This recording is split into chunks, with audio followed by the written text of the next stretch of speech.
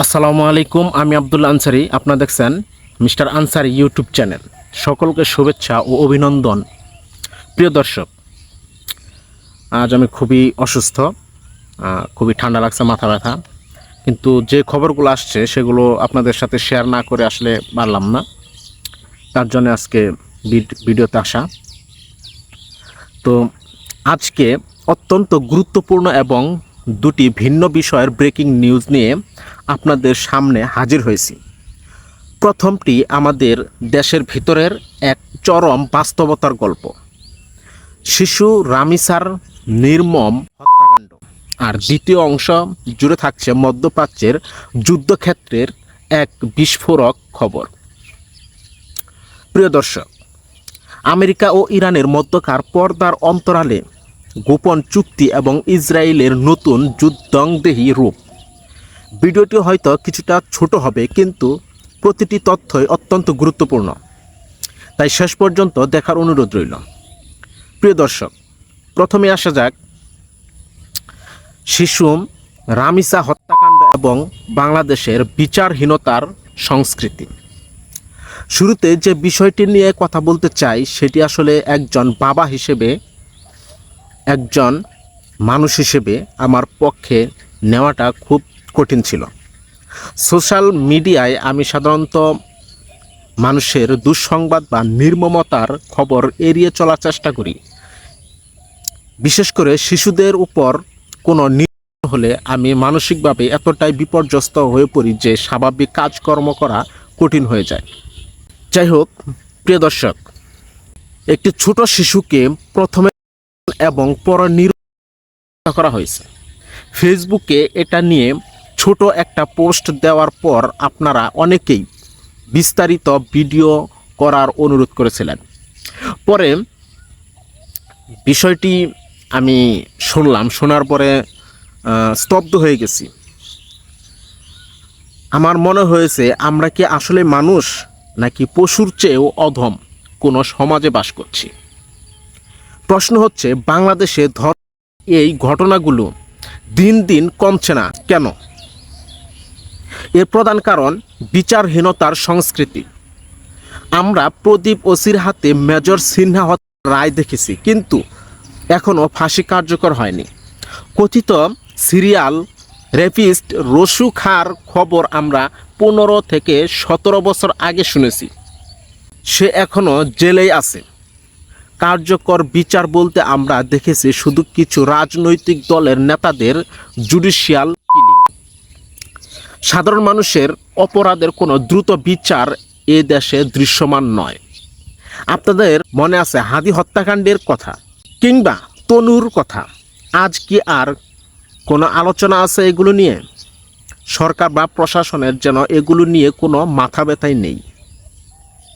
প্রিয় দর্শক, সবচেয়ে বড় লজ্জার বিষয় কি জানেন?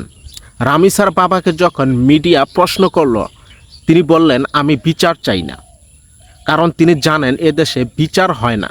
15 দিন আলোচনা থাকবে, তারপর কোনো নতুন ঘটনার এটা ধামাচাপা পড়ে যাবে। একজন ভুক্তভোগী পিতা যখন রাষ্ট্রের উপর আস্থা হারিয়ে বলেন যে তিনি বিচার চান না, তখন পুরো রাষ্ট্র ব্যবস্থার লজ্জা উচিত। ইসলামের বিচার পদ্ধতিকে যারা সেকেলে বা উগ্র বলেন, তাদের উদ্দেশ্যে বলতে চাই, সৌদি আরব বা আরব দেশগুলোতে ধর্ষণের হার এত কম কেন? কারণ সেখানে প্রকাশ্যে দিবালোকে দৃষ্টান্তমূলক শাস্তি দেওয়া হয়। মানুষ যখন চোখের সামনে অপরাধের পরিণতি দেখে, তখন সে নিজে থেকেই অপরাধ করা থেকে বিরত থাকে। এটাই হচ্ছে বাস্তব। একটা মানুষ যখন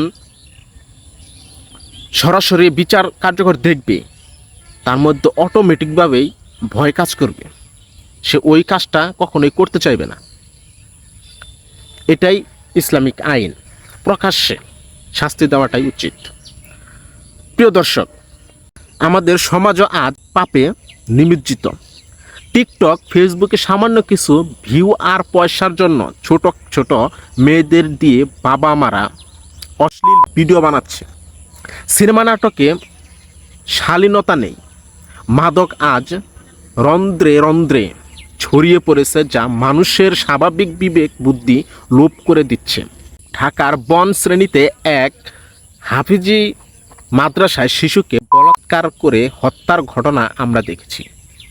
তাই সমাধান শুধু একদিকে নয়, যেমন মাদ্রাসা সহ সব শিক্ষা প্রতিষ্ঠানে সিসি ক্যামেরা বাধ্যতামূলক করা দরকার, তেমনি আমাদের নারীদের শালীন হতে হবে, পুরুষদের রুচি বদলাতে হবে এবং মাদক ও অশ্লীলতা পুরোপুরি বন্ধ করতে হবে। আমরা আশা করব বর্তমান প্রশাসন বা ভবিষ্যতে তারেক রহমানের নেতৃত্বাধীন দল যদি ক্ষমতায় আসে, তারা যেন এই বিচারহীনতার সংস্কৃতি ভাঙ্গেন এবং মাত্র 7 থেকে 15 দিনের মধ্যে শাহবাগের মোড়ে এনে প্রকাশ্যে সর্বোচ্চ শাস্তি দেওয়ার দৃষ্টান্ত তৈরি করেন। প্রিয় দর্শক, এবার নজর দেওয়া যাক আন্তর্জাতিক অঙ্গনে। ইরান ও আমেরিকার মধ্যে পর্দার আড়ালে এক বিশাল ভূরাজনৈতিক খেলা চলছে। বেশ কিছু নির্ভরযোগ্য আন্তর্জাতিক সোর্স থেকে পাওয়া তথ্য অনুযায়ী পাকিস্তান সরকারের মধ্যস্থতায় আমেরিকা ইরানকে একটি বড় গোপন প্রস্তাব পাঠিয়েছে। আমেরিকা ইরানের প্রায় সব শর্তই মেনে নিতে রাজি হয়েছে, যার মধ্যে রয়েছে বিদেশের ব্যাংকে আটকে থাকা ইরানের $100 বিলিয়ন মধ্যে 25% 1 মাসের মধ্যে ছেড়ে দেওয়া, ইরানের উপর থেকে অর্থনৈতিক নিষেধাজ্ঞা তুলে নেওয়া, আন্তর্জাতিক বাজারে ইরানকে অবাধে তেল ও গ্যাস বিক্রির সুযোগ দেওয়া, হরমুজ প্রণালীর ব্লকেড বা অবরোধ তুলে নেওয়া। তবে আমেরিকার শর্ত মাত্র একটি, ইরানের কাছে থাকা 400 গ্রামের বেশি সমৃদ্ধ ইউরেনিয়াম তারা নিজেরা রাখতে পারবে না, অন্য কোনো দেশ যেমন রাশিয়া বা চীনের কাছে হস্তান্তর করতে হবে। এখন প্রশ্ন হলো, ডোনাল্ড ট্রাম্প যেখানে যুদ্ধ এড়াতে এবং আমেরিকার মুখ রক্ষা করতে এই শর্তে রাজি হচ্ছেন, সেখানে সমস্যাটা পাকাচ্ছে কে? সমস্যা পাকাচ্ছে ইসরায়েল। টেলিফোনে ডোনাল্ড ট্রাম্প এবং ইসরায়েলের প্রধানমন্ত্রী বেনিয়ামিন নেতানিয়াহুর মধ্যে তীব্র বাকবিতণ্ড ও ঝগড়া হয়েছে। নেতানিয়াহুর সাফ কথা, ইরানের কোনো শর্ত মানা হবে না। পরিস্থিতি দেখে মনে হচ্ছে আমেরিকা ইসরায়েলকে নয়, বরং ইসরায়েলি এখন আমেরিকাকে নিয়ন্ত্রণ করছে। নেতানিয়াহুর এই যুদ্ধাংদেহী মনোভাবের পাওয়ার পরই ইরান তাদের আকাশসীমা বা এয়ার স্পেস বন্ধ করে দিয়েছে এবং মিসাইল সিস্টেমগুলোকে যুদ্ধের জন্য রেড অ্যালার্টে রেখেছে। ইরানের কাছে গোয়েন্দা তথ্য আছে যে আলোচনার টেবিলে রেখে এর আগেও আমেরিকা ইসরায়েল তাদের উপর 2 বার অতর্কিত হামলা করেছে। তাই এবার তারা কোনো ঝুঁকি নিতে রাজি নয়।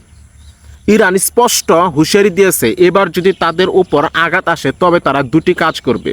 প্রথমত, তারা সরাসরি পারমাণবিক অস্ত্র তৈরি করে ফেলবে। দ্বিতীয়ত, তারা পুরো গালফ ও উপসাগরীয় অঞ্চল থেকে মার্কিন ও ইসরায়েলি মিত্রদের অস্তিত্ব মুছে দেবে। বিশেষ করে সংযুক্ত আরব আমিরাতকে লক্ষ্য করে বলা হয়েছে, তাদেরকে একদম প্রযুক্তির আগের যুগ বা উটের যুগে ফিরিয়ে দেওয়া হবে।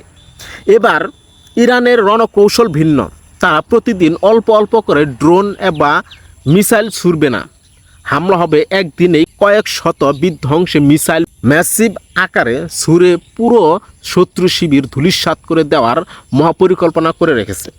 প্রিয় দর্শক, এই যুদ্ধ পরিস্থিতি পুরো বিশ্বকে এক মহা বিপর্যয়ের দিকে নিয়ে যাচ্ছে। আমরা সবসময় যুদ্ধের বিরুদ্ধে, শান্তির পক্ষে। আমরা আশা করি ডোনাল্ড ট্রাম্প ইসরায়েলের উস্কানিতে পা না দিয়ে শান্তির পথে হাঁটবেন। সবশেষে বলতে চাই, আজকের এই 2টি গুরুত্বপূর্ণ বিষয়ে আপনার মূল্যবান মতামত কি কমেন্ট বক্সে অবশ্যই জানাবেন। ভিডিওটি ভালো লাগলে লাইক দিন এবং শেয়ার করে সবাইকে জানার সুযোগ করে দিন। দেখা হবে পরবর্তী সংবাদে। ততক্ষণ ভালো থাকুন, সুস্থ থাকুন। আসসালামু আলাইকুম।